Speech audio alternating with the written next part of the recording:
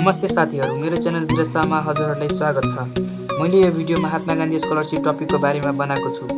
Mahatma Gandhi scholarship कुन एम्बेसीले provide गर्छ र त्यसका फाइदा के हो भन्ने बारेमा मैले पहिला नै भिडियो बनाइसकेको छु।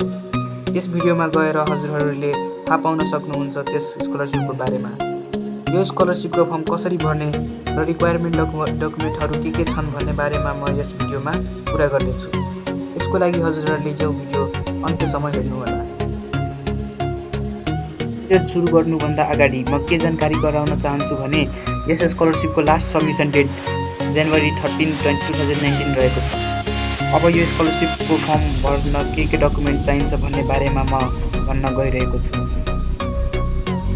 इन्डियन एम्बेसीले एउटा डाउनलोडेबल पीडीएफ फाइल बनाएको छ जसमा डकुमेन्ट्सहरु के चाहिन्छ भन्ने बारेमा दिएको छ र यसमा मैले क्लिक गरेर खोले। यसमा हजुरहरुले हेर्न सक्नुहुनेछ महात्मा गान्धी र गोल्डन जुबली स्कलरशिप भनेर दिएको छ। हामीले महात्मा गान्धी स्कलरशिपको फर्म भर्नु छ, त्यसैले हामीले यसको इलिजिबिलिटीहरु के छन् भन्ने बारेमा पढ्नेछौँ।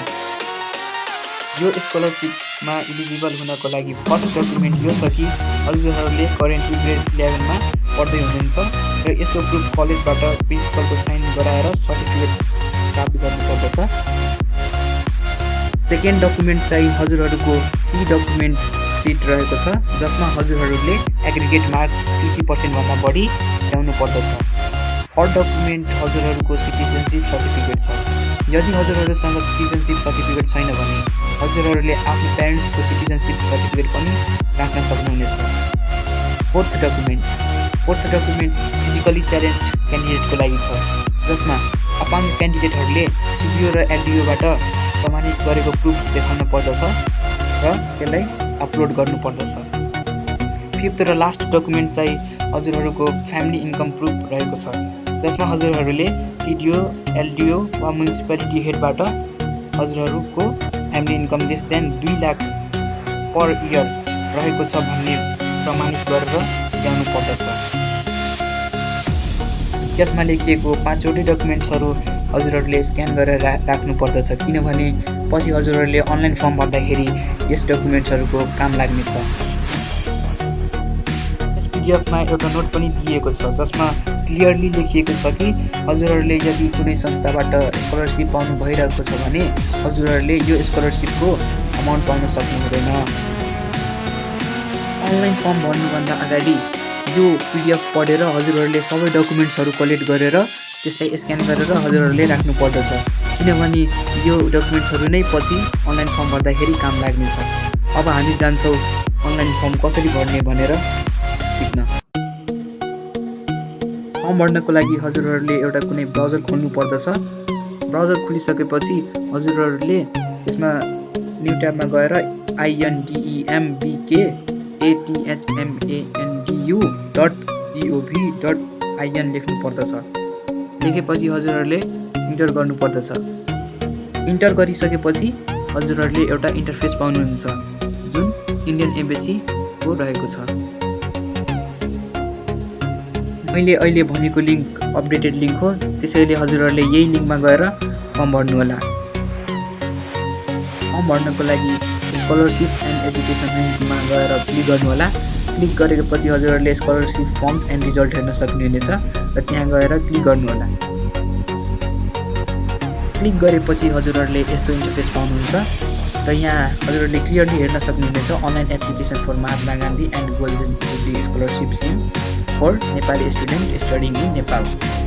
हजुरहरुले यसलाई क्लिक गरेपछि नयाँ इन्टरफेस यस्तो पाउनुहुनेछ जसमा हजुरहरुले गोल्डन जुबली र महात्मा गान्धी हेर्न सक्नुहुनेछ। महात्मा गान्धीमा फेरि हजुरहरुले क्लिक गर्नु पर्दछ। गरेपछि हजुरहरुले यस्तो इन्टरफेस पाउनुहुनेछ जसमा हजुरहरुले महात्मा गान्धी र स्कलरशिप दुटैको इन्फर्मेसन हेर्न सक्नुहुनेछ र यसमा डेट कहिले बुझाउने भनेर यहाँ दिएको छ र कुन वेबसाइटमा फर्म भर्ने भनेर पनि दिएको छ। हजुरहरुले स्क्रोल डाउन गर्दै जानुभयो भने यहाँको इलिजिबिलिटी के छन् भनेर हेर्न सक्नुहुनेछ जुन मैले पहिला नै डिस्क्राइब गरिसकेको छु। हजुरहरुले यहाँ स्कलरशिपको अमाउन्ट, ड्युरेसन कहिलेसम्म छ भनेर पढ्न सक्नुहुनेछ।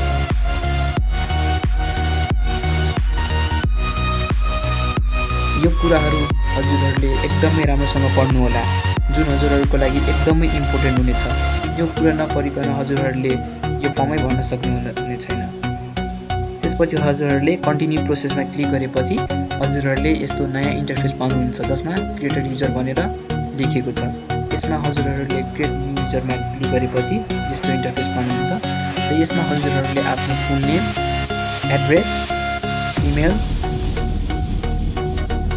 टेलिफोन नम्बर, पासवर्ड र रिइन्टर पासवर्ड गर्नुपर्दछ र यसमा हजुरहरूले आफ्नो रियल इन्फर्मेसन दिनुपर्दछ, किनभने हजुरहरूले यो फर्म भर्दाखेरि यो इन्फर्मेसनहरू इन्डियन एम्बेसीवालाहरूले यसको इन्फर्मेसन राखेका हुन्छन् र पछि हजुरहरूले स्कलरसिप पाउनुभयो भने हजुरहरूलाई यसै फोन नम्बर वा जिमेलमा कन्ट्याक्ट गर्छन् र त्यसको इन्फर्मेसन दिन्छन्। सबै फिलअप गरिसकेपछि हजुरहरूले क्रिएट अकाउन्टमा क्लिक गर्नुपर्दछ। क्लिक गरेपछि हजुरहरूले यस्तो इन्टरफेस पाउनुहुन्छ जसमा क्लियरली लेखिएको छ, dear user, your registration is completed, please click on the link that was send on your email. र यो हजुरहरूले दिएको इमेलमा नै लिङ्क सेन्ड गरिएको छ। त्यसको लागि हजुरहरूले आफ्नो जिमेल खोलेर हेर्न सक्नुहुनेछ र त्यसमा हजुरहरूले एउटा मेल पाउनुहुन्छ जसमा हजुरहरूले त्यसको लिङ्क भेटाउनुहुनेछ। मैले आफ्नो जिमेल खोल्छु र हेर्छु त्यसमा लिङ्क आएको छ कि छैन भनेर।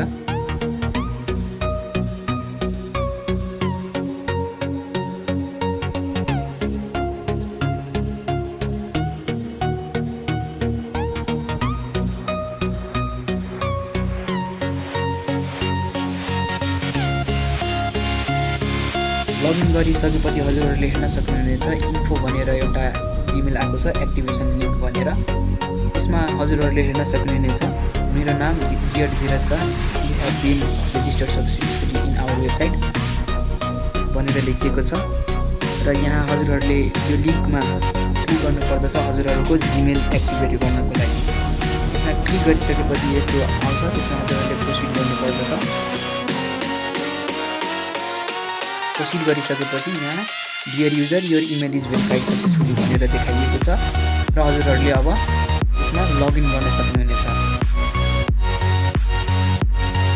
लगइन गरेपछि हजुरहरूले दिएको इमेल र हजुरहरूले त्यति बेला लेखेको पासवर्ड त्यहाँ लेखेर साइन इन गर्नुपर्दछ। साइन इन गरेपछि हजुरहरूले यस्तै इन्टरफेस पाउनुहुन्छ जुन यो स्कलरसिपको फर्म हो। हजुरहरूले माथि हेर्न सक्नुहुनेछ महात्मा गान्धी स्कलरसिप स्किम 2018-19 भनेर लेखिएको छ। स्क्रोल डाउन गर्दै जाँदाखेरि हजुरहरूले हेर्न सक्नुहुनेछ पोइन्ट वाइज इन्फर्मेसन यहाँ फिलअप गर्नुपर्दछ।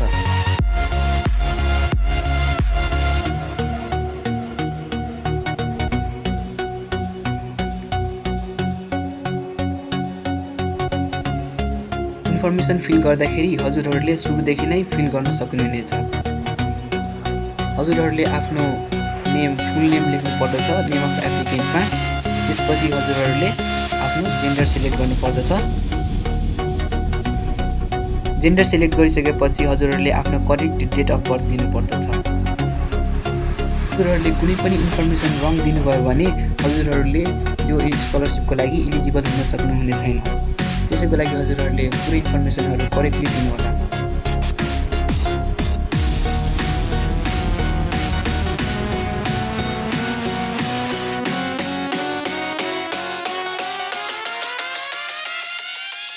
डेट अफ बर्थ सिलेक्ट गरिसकेपछि हजुरहरूले फुल करेस्पोन्डेन्ट एड्रेस लेख्नु होला। त्यसमा हजुरहरूले आफ्नो पर्मानेन्ट एड्रेस दिँदा पनि हुन्छ।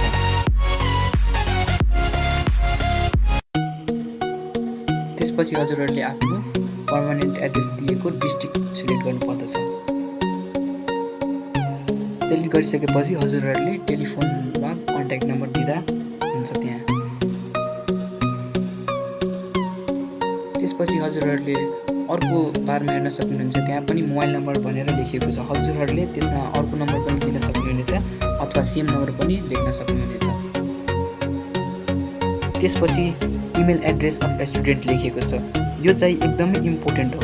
यसमा हजुरहरूले आफ्नो इमेल एड्रेस नै दिनुपर्दछ, किनभने हजुरहरूले यदि स्कलरसिप पाउनुभयो भने हजुरहरूलाई information first of all email पठाइनेछ। त्यसपछि हजुरहरूले आफ्नो फादर वा मदरको इन्फर्मेसन यहाँ राख्नु पर्दछ। हजुरहरूले यदि फादरको इन्फर्मेसन राख्नुहुन्छ भने फादरको नत्र मदरको इन्फर्मेसन, अकुपेसन र मोबाइल नम्बर पनि दिनुपर्दछ। त्यसपछि हजुरहरूले डिटेल अफ सिटिजनसिप सर्टिफिकेट, त्यसमा हजुरहरूको सिटिजनसिप सर्टिफिकेट छ भने सेल्फमा क्लिक गर्नु होला र आफ्नो citizenship certificate number, permanent address र डिस्ट्रिक्टको सेलेक्ट गर्नु होला। नत्र भए हजुरहरूले आफ्नो प्यारेन्ट्सको सिटिजनसिप सर्टिफिकेट पनि युज गर्न सक्नुहुनेछ। त्यसपछि थर्ड पोइन्टमा एनुअल फ्यामिली इन्कम लेखिएको छ। यसमा हजुरहरूले लेस देन 2 लाखभन्दा, किनभने हजुरहरूले यदि 2 लाखभन्दा बढी राख्नुभयो भने हजुरहरूले सिधै यो स्कलरसिपबाट इलिजिबल हुन सक्नुहुनेछ। त्यसैले हजुरहरूले यदि 2 लाखभन्दा कम राख्नुभयो भने स्कलरसिप पाउने चान्स बढी नै हुन्छ। त्यसपछि हजुरहरूले पढेको स्कुलको नाम र कुन इयरमा पास गर्नुभएको एसएलसी र बोर्ड सेलेक्ट गर्नुपर्दछ।